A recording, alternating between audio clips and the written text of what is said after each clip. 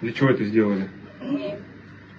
Я Aziz vatandoshlar, hozir siz kuzatgan video bir necha kundan beri internet tarmoqlarida muhokama bo'lishga sabab bo'lyapti.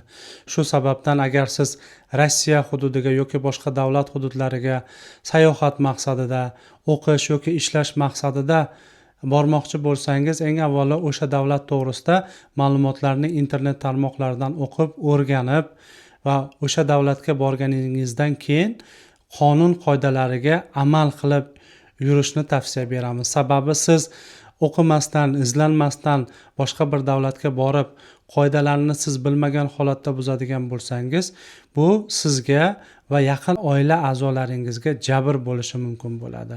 Shu sababdan o'sha narsalarni oldini olish maqsadida o'zingizga va yaqinlaringizga shu to'g'risida ma'lumotlarni berib o'tsangiz maqsadga muvofiq bo'ladi.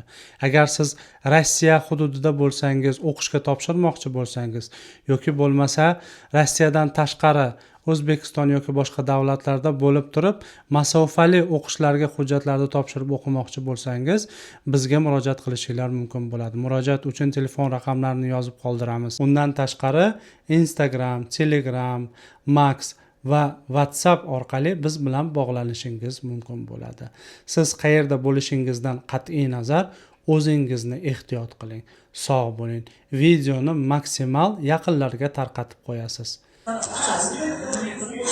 aka, migrant agentligiga rahmat ming. Prezidentimizga rahmat. Mana men Nijniy Novgorodga kelib qiynaluvdim, menga bilet olib berishdi. Alloh rozi bo'lsin shunaqa ishlayotgan insonlarimiz uchun. Ming rahmat aytaman. Biletim qo'limda, Xudo xolasa 6-kuni o'zimizga yurtimizga qaytaman. Alloh yo'limni ochiq qilsin, ilohim, bu yog'ini ham.